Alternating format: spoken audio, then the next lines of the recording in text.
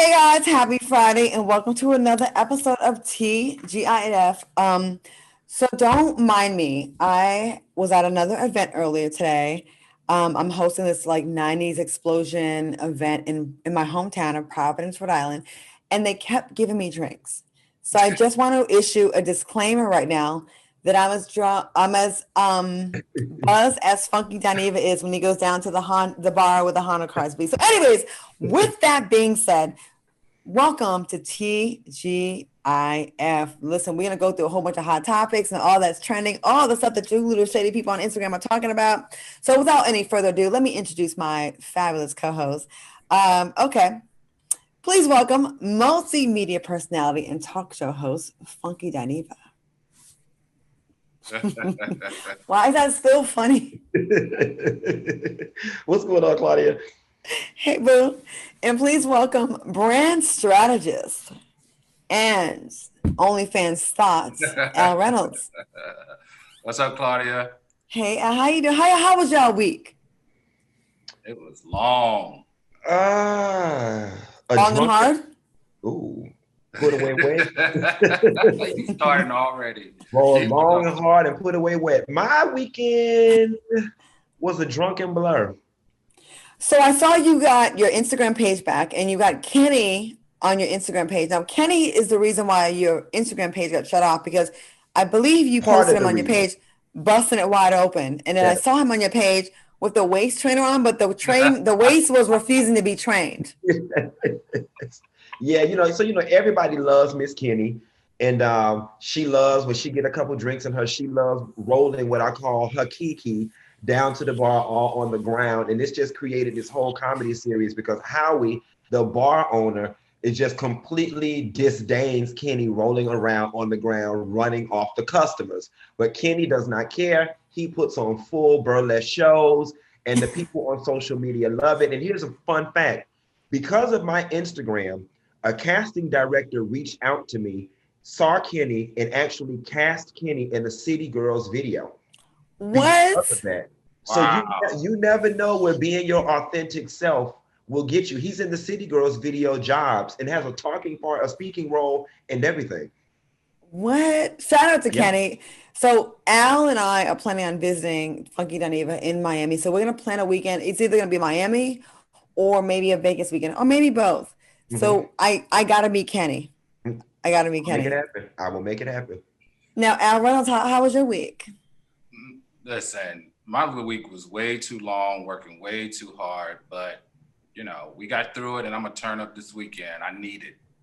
And the pool is open. DC's open today. DC open tonight. Finally, our pool in the complex is open. So it's about to be a hot boy summer for me. Hot boy summer, huh? So Al, you going out tonight? Absolutely. Al, are you in a relationship? Are you dating anybody? Are you having relations with anybody? No. Single and mingling. Al, we still have not figured out who this white man is that's always at your house. Who is the white man now? He's the lighting guy. Why do you guys keep asking me the same thing over and over? So you have just a lighting guy, that's all he does is lighting? Well, he's the lighting guy, but he's also a realtor. But I replaced him because I got a new guy now, which we were working on some new things, but it didn't work. So we weren't able to use the new guy. Let me tell you why it doesn't work. Why? You got to get someone that is specific to that thing you need. And Q, you can feel me on this, okay? You ever go to the hood and it's got donuts and dry cleaning? One of them are not going to be good. You know what I'm saying? Like they're not even the same wheelhouse. So Al, who is this friend? Is this someone that you just want to like throw a few bones to or one bone to? Claudia is ready today. Okay. No, it's strictly professional, 100% strictly professional. Okay. I just don't understand how the rest of us are getting by with a ring light and a lamp with a standard GE light bulb, 100-watt light bulb, and you got a whole staff back there. Right. How's the lightest guy here have a whole lighting team? Right. And his lighting it's okay. It's not fantastic. It ain't it's amazing. I'm mad at that. I know we're going to get it together. We're going to get it right sooner than later. I promise you it's going to get better. So Q, Al and I called you. We were blowing up your phone the other day, and people were like, "What's the good news?" So there is some good news, but we're not going to disclose it tonight. But there is some news that we will disclose down the line. So in the comments in YouTube, you all can put in the comments what you think it may or may not be. I will say that Daniva might be buying a Range Rover after this. I'm just saying. That was the conversation we had. Yeah, I just might be buying a Range Rover to complement the M440i convertible. Okay, well, we'll leave it at that. We talked in the group chat, and you said you don't think we should announce what the announcement is. But let me just tell you, it's a good thing. And with that being said, let's get into the show. Before we get started, we want to send our condolences to the family and friends and loved ones of comedian Paul Mooney. He was 79 years old and one of the most funniest comedians that has ever hit the stage, and so controversial and so bold. So thoughts and prayers go to him. He passed away this week. What do y'all remember about Paul Mooney's comedy, and how do you feel about the loss of Paul Mooney? So, I got a question, and I know it's an inappropriate question. They say you're not supposed to ask, but do we know how he passed? Yes. He had a heart attack at his home. Okay. That's how he passed. Okay. I saw a clip today that was floating around on Facebook that I connected with when an interviewer was asking Paul Mooney about some of the controversial things that come out of his mouth. And I'm paraphrasing here, but he was saying that basically the things that come out of his mouth surprises him, and that fear is something that he does not have. And he said he has not been fearful since he was 7 years old. And he was like, I'm even surprised at some of the things that come out of my mouth, but I tell it how I feel it. And, me being Funky Dineva Ross, I really connected with that on a deep spiritual level, because that is me wrapped up in a nutshell. I get complimented and I get praised so much for keeping it real or giving straight talk. And I don't understand why something that comes so natural that everybody should be able to do doesn't happen for everybody. So I really connected to Paul Mooney, actually for the first time when I saw that video. Paul Mooney also, I went to a roast of Paul Mooney back in LA when I used to live out there, and it was so funny. What I like about Paul Mooney is, he goes way back. I think he wrote a lot for Eddie Murphy, I believe. Or Richard Pryor, Richard Pryor. And, at a time where Black comedians, Richard Pryor was like the main guy that was out there. And he was so pro-Black. He's maintained that his whole career. He didn't temper that down. He didn't whitewash himself.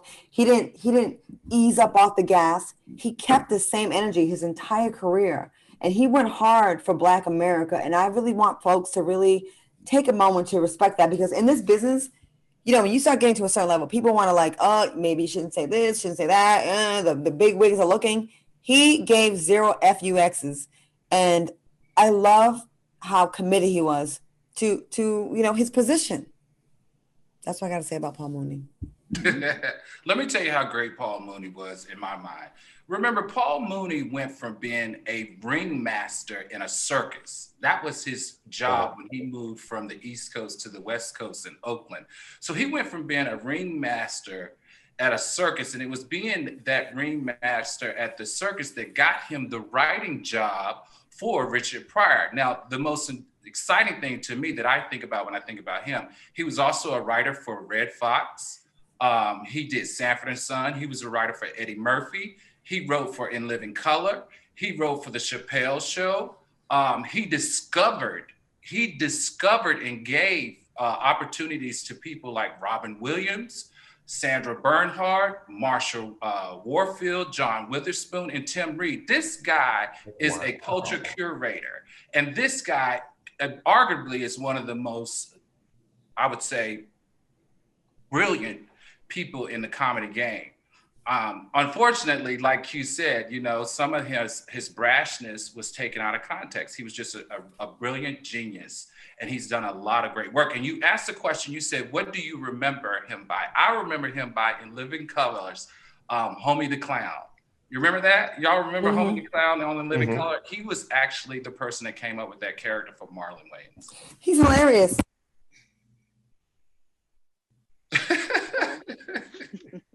My bad. I'm not home, you guys. I'm sorry. Hold on. Sorry.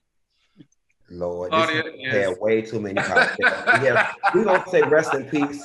Rest in peace to Paul Mooney and his family. Why am I saying rest in peace to the family? And I'm gonna need people to I need people to really start giving people their flowers while they're here. Because Right. everyone says all these amazing things about people once they're gone. And I just really want folks to do it while people are here. Girl, we heard this diatribe when DMX died. We don't need another one, Claudia. Yeah, we do, but we do though. I think we do. I feel like everyone's so nice when someone's dead, I and they're just not nice when people are alive. I They're just don't not. want you to get on your soapbox. That's all. I'm not, because we're moving on. Wednesday, Emmy award-winning actor Billy Porter revealed he's HIV positive, a secret that he kept for nearly 14 years. Now, the Post star opened up to the Hollywood Reporter and said he lived in shame for years because of his religious upbringing.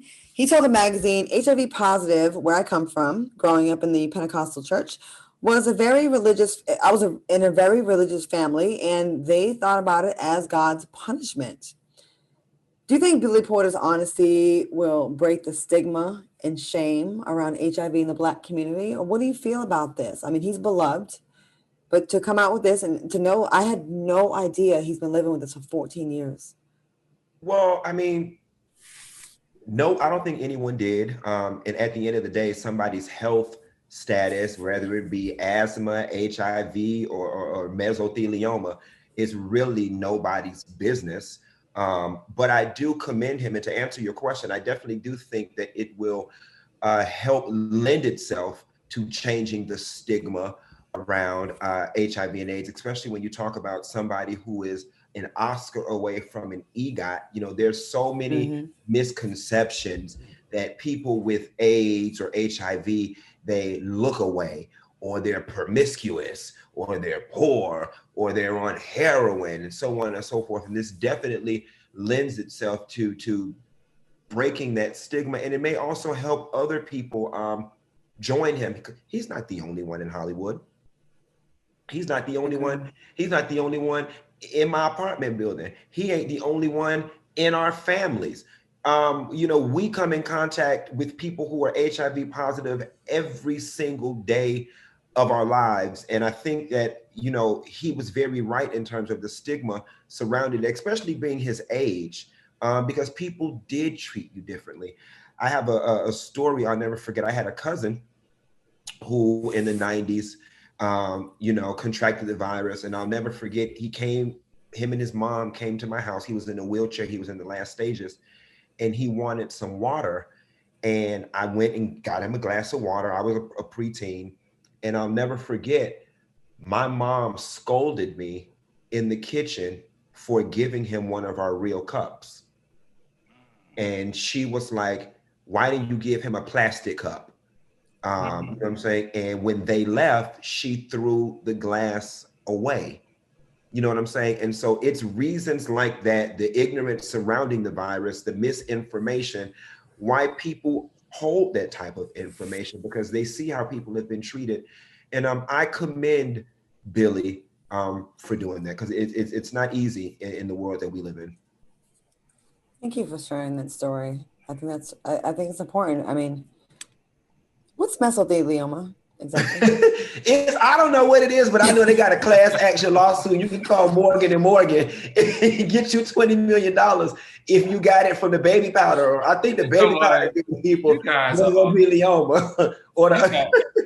You guys are off the chain. I have to say, Claudia, that for me, I looked at his Hollywood Reporter interview, and if anybody who's at earmark of my voice, you guys really need to go online and look at that interview. It was really, really, really impactful and just heart-wrenching. We gotta understand that Billy Porter is a trailblazer in this space, using his platform to speak to something that it disproportionately affects our African-American community, okay? Just over 40% of every HIV person in the US is African-American, right? And more than 40% of new HIV infections that occur in the US are African-American. So someone like this using their platform to educate others is very empowering, and it's powerful to help us stay alive longer and also to help us bring those numbers down. The African American community is suffering around this disease, and it's not only just affecting gay and bisexual men, it's also affecting heterosexual women. So kudos to Billy Porter for taking this step out on, the limb with this, because that's very hard. And I just say kudos to him, and my hat is off to Billy Porter. I'm a fan now. I can't say that I was much of a fan before, but I can definitely tell you now that I rock with Billy Porter. I'm not gonna lie, there was a time I was like, oh, he's so like, is it attention seeking? But you know what? This is the way you use the attention that's on you and the spotlight and then the momentum that you have to really make a difference. And I apologize for even thinking that for any even for a second. This is such an important step to make, because this is hard to be this brave and bold to put this out there 14 years in and at the height of his career. So Billy Porter, I respect you and I salute you. Hats off to you for doing this.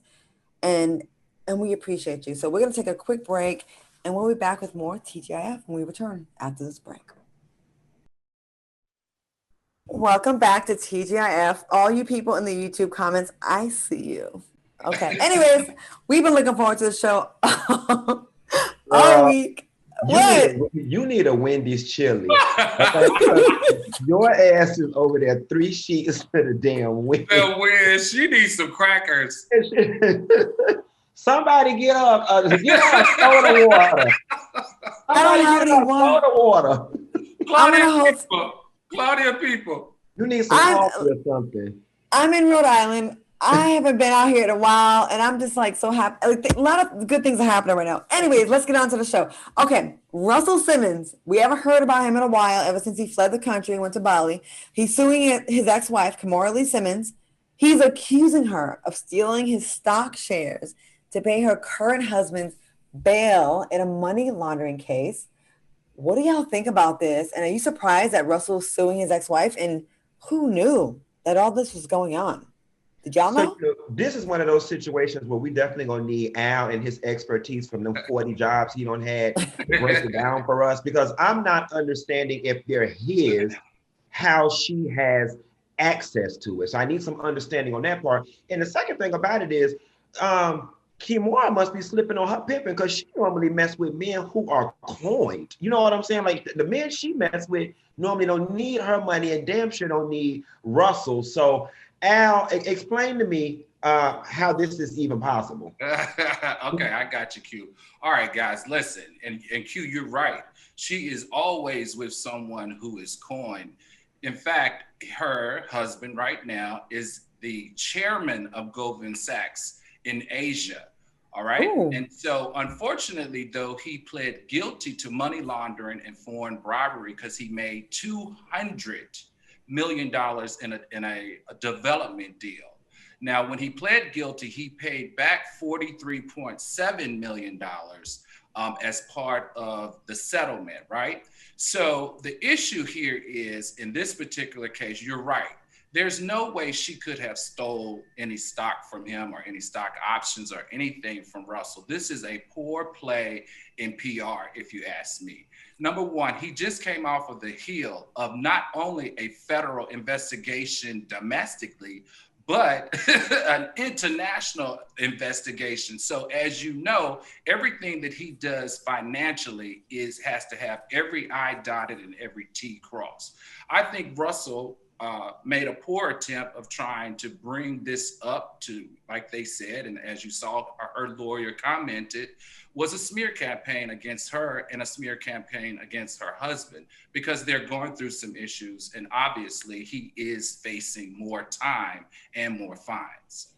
And really, Russell, I rock with Russell Simmons. Like, I think he's cool people's, but she done been married to like 2 other people after him. So he had time to get stuff out of her name if there was any kind of like gray area. Like, why is she still able to access? There should have been a time where, okay, let's split our assets. This is your part. This is my part. You're the ex-wife from like 2 husbands ago. So why are you still able to even access his shares? And I think what bothers me the most about the situation is that historically they have always had a very good public reputation of being very good co-parents. And considering the fact, like you said, two husbands down, and those girls are both teenagers, like late teenagers, I imagine. What in the hell could y'all honestly be at odds about at this point where he would be willing to hurt their mom publicly?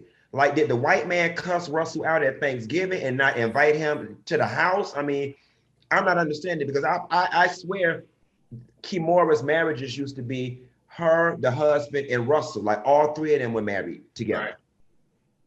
Well, in this particular case, they were. It's her present husband, Kimura, and Russell are part of this water deal.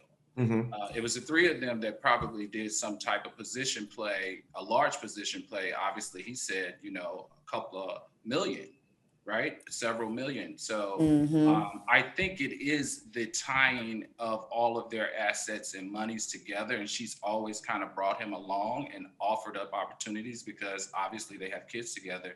And in this particular case, her new husband just is bad news. He's got caught for laundering money and bribery, and it's all going downhill. So I feel like what he's trying to do is a poor media play for me to separate himself, right? And it just didn't work out. Speaking of not working out, let's talk about Future. You know what? Shout out to Laurie Harvey because she's one of the few ladies in America that's got away from Future unscathed, unimpregnated. She hasn't missed a period. So supposedly Future dropped a little song, and he dropped a snippet of a new music he's doing with 42 Doug, and one of the tracks includes the words "Tell Steve Harvey I don't want her." What do you think about Future taking a jab at Laurie Harvey now that she's moved on? She's with Michael B. Jordan. Is it just attention seeking, or what do you think about this? It's definitely attention seeking. It's lame as hell. And I think it lends itself to one of Future's biggest scarlet letters, which is the fact that he gets with somebody and then they move on and do bigger and better. And then the blogs and the media blow up how well said person is doing as a result of leaving Future. I think that hurts. I think when he lays his head down at night to his pillow and you see the tweets and the running joke, I mean, it hurts. And I think this is him lashing out that Laurie moved on to be better. And the thing about it, though, instead of lashing out, Future needs to take a page out of these men's book and figure out how he can better align himself with his character traits to be like the guys that these women are seeming to leave him for or move on to after they leave him. What do you think about this? Because it seems like they when they leave Future, if they don't get a baby, usually they do, but when they move on, they end up getting a guy that's like the total opposite. You know what I mean? Like a really clean cut guy that's not out there. I mean, Future, what is he on? Like 8, 9, 10 kids from several different women. He's not a young whippersnapper anymore. And listen, Future's an attractive guy. He's successful. But like to have so many women out here and then still be writing songs about your ex, it just kind of gives me immature.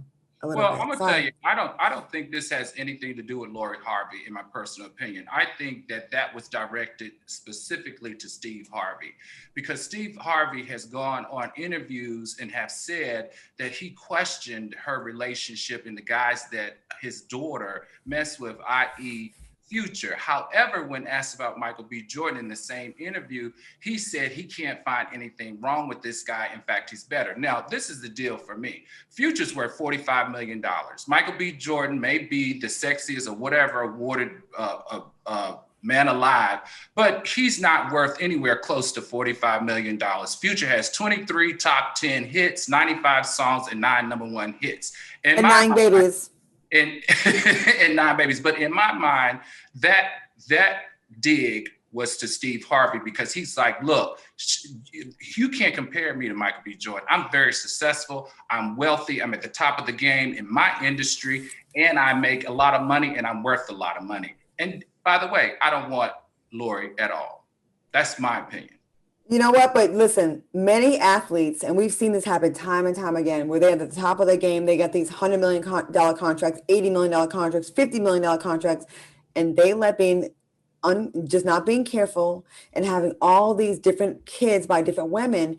Listen, when the contracts and the songs ain't popping no more, you still got 16, 17, 15, 14, 13 more years of child support. Right, So but I you know just, what? He's just like the athletes that you talked about. They are wealthy, young Black men at the top of their game. This is what you do when you have choices beyond, on top of choices, hundreds on top of hundreds. You know, I mean, this is what happens, especially when you're having sex unprotected. I just feel like he's a rich, successful young artist, and this is a part of the lifestyle. I'm just saying, all this unprotected sex, there's got to be some braille on that peen. And whoever the hell future lawyers are or his financial people, they doing a damn good job of keeping him from having to pay them women a whole lot of money, because some of them say he don't even be paying it, and the other ones acting like they barely getting by. Yeah. Right. Like $2,500 a month. Yeah. Girl, I can show you to play crap to make more than that at the casinos. Anyways, before we go to break, real quick, the Puerto Rican princess Jocelyn Hernandez recently said that Wendy Williams tried to reach out to her after their heated exchange weeks ago, but Jocelyn says she's not here for it. Jocelyn says, I don't want to talk to that B word. Do you think this is a bad idea for Jocelyn to not make amends with Wendy Williams? I think it's a horrible idea for Jocelyn to not make amends with Wendy Williams. Jocelyn has got to, she lets the moment overshadow what could be the possibility. She can't see the forest for the trees. I'll give y'all a little behind the scenes tea. I told y'all I filmed 2 shows for VH1 last week or whatever, and there was basically a directive to not speak about her. And the specials that I filmed were surrounding love and hip hop or whatever. And it's like, how do you have a love and hip hop conversation and not talk about Jocelyn Hernandez, one of the people who put that show on the doggone map? But it was suggested to me in a very subtle, roundabout way that, yeah, we're not to give her too much. You know what I'm saying? And it's funny because for what Jocelyn does, let's not pretend like there is just this overabundance of opportunities for her. You don't go from Love and Hip Hop, girl. You're at Zeus, and I'm not shading Zeus because they're giving people a rebirth and she's making good money over there. But once that is over, where's you gonna go? You know what I'm saying? And you foster this mentality or this reputation of being difficult to work with or unpredictable. You see what she did on Wendy Williams. Jocelyn cursed me out on live television once before, and I couldn't even say anything back to her because the directive I was given by Mona Scott Young at the time was, these people are unpredictable. We know you got some sense and we're on live TV. So if things go left, can you please just not go left with it? So while she's sitting on TV cursing me out, I'm just sitting there taking it because, basically Mona asked me to. Jocelyn's got to stop this. You know what I'm saying? And the thing about it is she's getting positively rewarded for negative behavior. It's cute right now, but she needs to look at people like Nene Leakes and some of the other people where they love you when they love you, but the very thing they love you for will be the very thing they use against you as a reason as to why they're not hiring you in the future. So I think Jocelyn needs to slow her roll just a little bit. And Jocelyn is really funny, but she was supposed to be on this show too, but we couldn't let it happen. I mean, the unpredictableness of her nature. And I think like she's charismatic, she's beautiful, and she's actually funny. So if all you have to do is make a minor adjustment with how you deal with the media or just thinking of the big picture, make that adjustment so you have longevity and you don't fall by the wayside of some of these other reality stars that thought they were bigger than the moment, bigger than the entertainment business, bigger than the shows that put them on, and then have nothing. You don't want to go from being here to here because there's so many people willing to go wild out and take your spot and forget about you by next season. We're going to take a quick break, and we'll be back with more TGIF after we come back. Hey guys, I'm back with more TGIF with my guys Al Reynolds and Funky Dineva. But you know what? I got to talk about this. Guys, because of the pandemic, I found something that is easy and will help you get your meals together, which we all need. A lot of people gain this COVID weight. It's called HelloFresh. Now with HelloFresh, you get fresh, pre-measured ingredients and your mouth-watering seasonal recipes delivered right to your door. Now you can skip the trip to the grocery store and count on HelloFresh to make home cooking easy, fun, and affordable. And that's why it's America's #1 meal kit. Now the meals are ready in 20 minutes or less with the lightning prep recipes and quick breakfasts and lunches. Perfect for your busy schedules. Now, where else can you get over 25 recipes to choose from each week? From vegetarian meals to craft burgers, these recipes are designed and tested by professional chefs and nutritional experts to ensure it's simple, easy to make, and super delicious.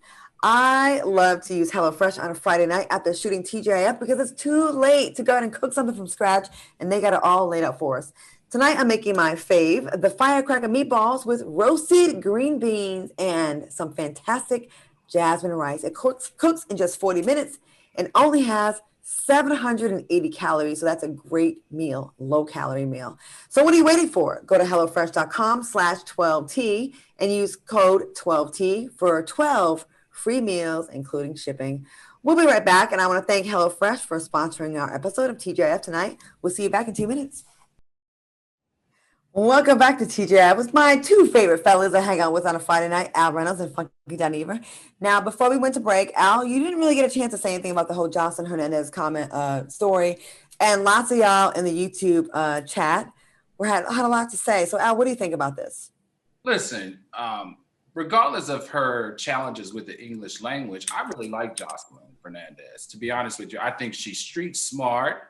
And she obviously is very successful. She's making a lot of money.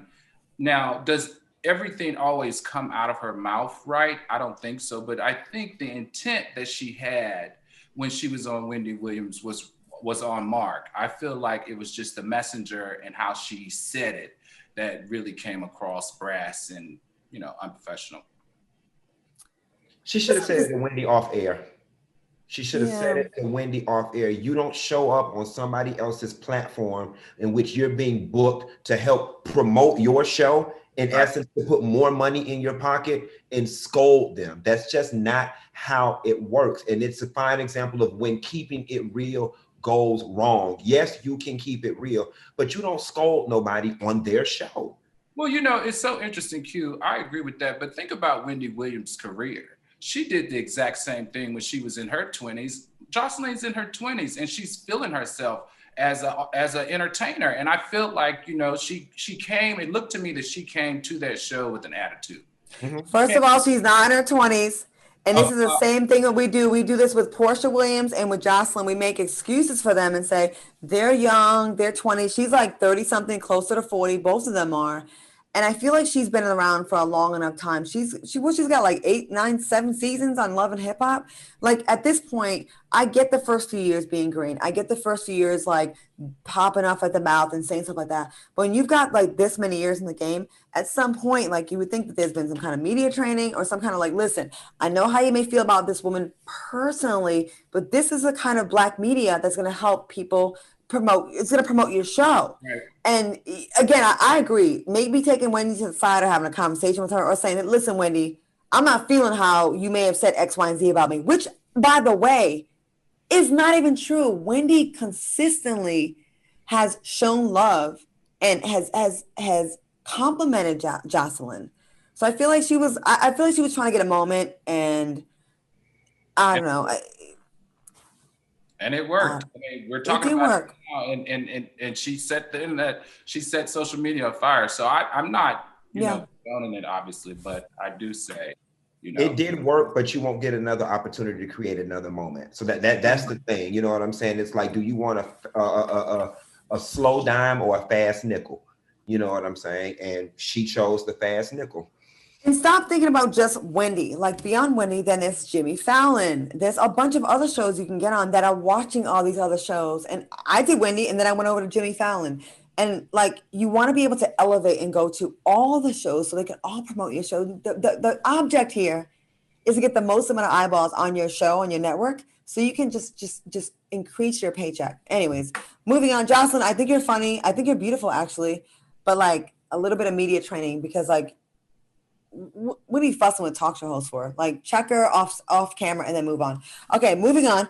Issa Rae, this woman is doing her thing. She admitted to there being tension between her and actress Lauren London in the past. Issa said that a TV executive who was interested in her show, Insecure, suggested that other women like Lauren London should play the lead role.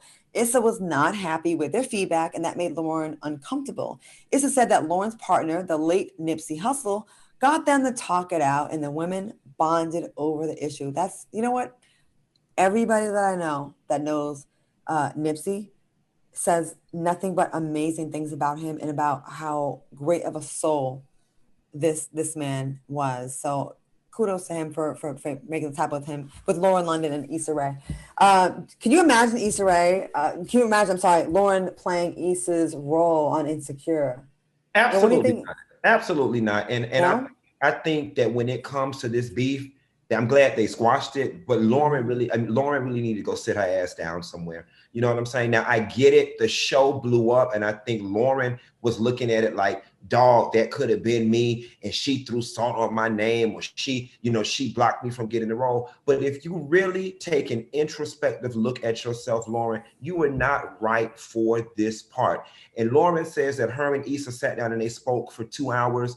And that, Lauren revealed that deep down inside, she truly is an awkward Black girl. And that's fine and well. But I tell people all the time, the truth never matters. It's about perception.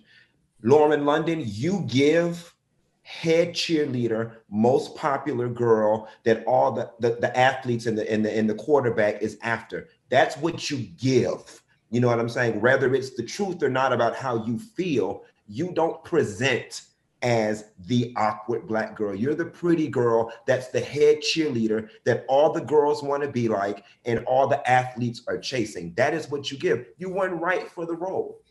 So it should have never been. Go ahead. And I'll speak on this. I think this is amazing. This is a good thing to talk about. Like, I like to get away from the celebrities and just talk about the thing it's about. Like, the way you perceive yourself and how you think you're presenting to the world versus how people see you. Al, what do you think about this story? I thought it was interesting because to me, it was like a play on colorism, if I'm not mistaken. Like the TV executives thought that a fair-skinned woman should be playing in that role. Now, I'm gonna be honest with you. If I created the show and I wrote the show like Issa Rae did, and I wanted to be the lead of the show, I'm gonna cast myself as the lead of the show. I don't care if it's Lauren London or Oprah Winfrey. I mean, that's just what it is, in my opinion. So that's kind of how I feel about this particular topic. I think this is more about Hollywood changing the narrative around leading women. And in the past, in order to sell in the box office, it always needed to be a light-skinned leading woman. Kudos to Issa Rae for being a dark-skinned writer, a dark-skinned producer, a dark-skinned leading woman, and doing an awesome job. Why is this still a thing, you guys? And this was is off just script. about to ask Why is it still with the okay? Even if you're extremely disgustingly ignorant, the past year with the uprisings, the protests, the George Floyd, the Black Lives Matter, people embracing the African roots after in prior years making fun of things, right? All things African. People finally embracing things proudly. Why is it still a thing? Are they not? They're still not reading the room that we want. Even light-skinned folks, like they're just like, we still want to see Black faces on our TVs. Why do they think that's the formula? I think this is old white Hollywood executives projecting. I think that they're speaking to their subconscious bias about the palatable Black person. I don't think people of color give a damn. I have never been in the room around a Latin, a Black, or any other minority group where they've been like, I don't want to watch 227 because the lead person is dark skinned, or right. I don't want to go to this movie because that Black girl.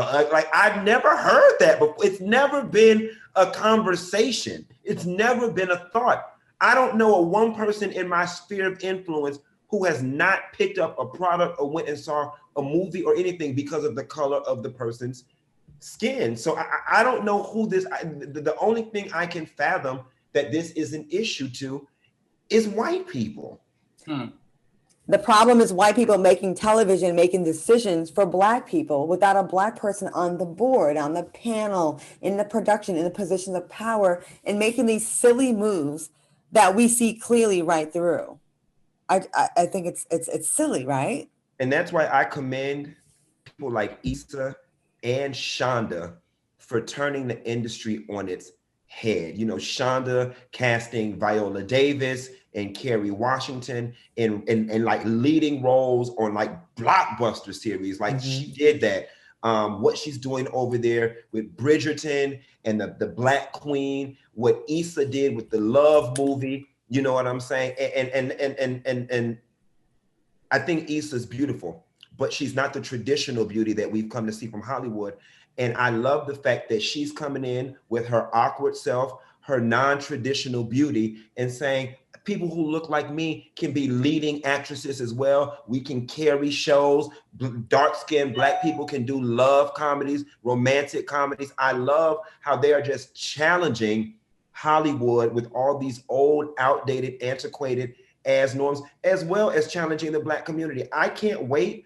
I was just about to say, I can't wait until we get a Black supernatural movie, but we did with Lovecraft Country. So I love what's going on in Hollywood right now with people like Issa, and we need more of it. And they tried it, like the disrespect. This woman created this, came up with a concept, started on YouTube, and really built her show from the ground up. And a thing like skin tone is a thing you want to just like, well, we need a lighter. It's so dumb and so ridiculous. Al, you agree? Yeah, absolutely. I agree. I just feel like it's a process, right?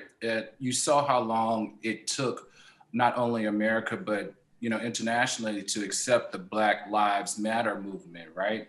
This is years and years and years and years and years of content being created this way. So like when you're a trailblazer, like he said, I mean, it's just great to watch. It's great to watch her change the narrative, to change the expectations and change the way Hollywood looks at all people of color, period. I look at someone like her, I'm like, who cares? I don't even know, like, her skin tone is irrelevant. She's brilliant, she's funny, she's cute, she's adorable, she's likable, and she's talented. So knock it off with the bullshit. Anyways, before we go to break, real quick, we want to just touch on the story real quick. Brazilian singer MC Kevin fell to his death from a hotel balcony after allegedly trying to hide from his wife following a threesome with a model. Did y'all hear about this story? Mm-hmm. Yes. So what do you think about this? Like, he fell to his death trying to avoid getting caught cheating. I think he took the lesser of two evils. I think he knew he was going to die either way. So for you got to be mighty damn scared of your wife to think that you was going to turn into Spider-Man and jump out them people's hotel room and fall to your damn death. It's a cautionary tale to men out there. You shouldn't be going around cheating on your wives. And, I just want to know, is she going to attend the film? The what? The film. The what? The film. Is she going to attend it? You mean the prostitute that they hired? The wife. The funeral. I want to know if the wife going to attend the film. Of course she's going to attend the funeral. You read her message. I think that there's something more to this story than what they're reporting. So I actually did a little bit more research on this show. I mean, on this particular show topic. So the deal is, it's this MC Kevin and his best friend Victor decided that they wanted to have a threesome with this model. Okay. Now, allegedly, they go back to a room that they rented to do the threesome, right? Which is on the 5th floor. He and his wife stayed on the 11th floor. So my question is, how did the wife even know that he was on the 5th floor? And also, allegedly, she knocked on the door. Like, why do you just open the door and say that the girl was with the other guy, Victor? Why would you try to jump off of the balcony to go to a lower balcony to sneak away? I don't understand. The whole story just reeks of something. I smell a rat, and I'm not sure really what it is, but I think in the next couple of days, we're gonna really get to see what it's all about. Did the model have a dick? No, but what's interesting is they questioned the actual proposal of the three and what did the threesome actually entail? Well, Darwin's law. Everybody ain't meant to make it, I guess. Survival of the fittest. We're going to take a quick break before I get in any more trouble. We'll be back with more TGIF when we return. Welcome back to TGIF. Okay, before we go, a college graduate who happens to be a member of the Alpha Phi Alpha Fraternity Incorporated went viral after posting his graduation photo in a pink suit and black high heels. Now, the college graduate received immediate backlash for rocking a pair of heels while representing the historic fraternity. Do you think the man was out of line for wearing those heels? Are people overreacting? And our very own Justin Hart said Kappas would never. We're not gonna get on what the Kappas do. You know, I think I'm best qualified to speak about this. I'm a member of Alpha Phi Alpha Fraternity Incorporated. In addition to my funky Dineva character, I've been gender norms all the time. I wear heels, dresses, makeup, and wigs and stuff. But there's a time and a place.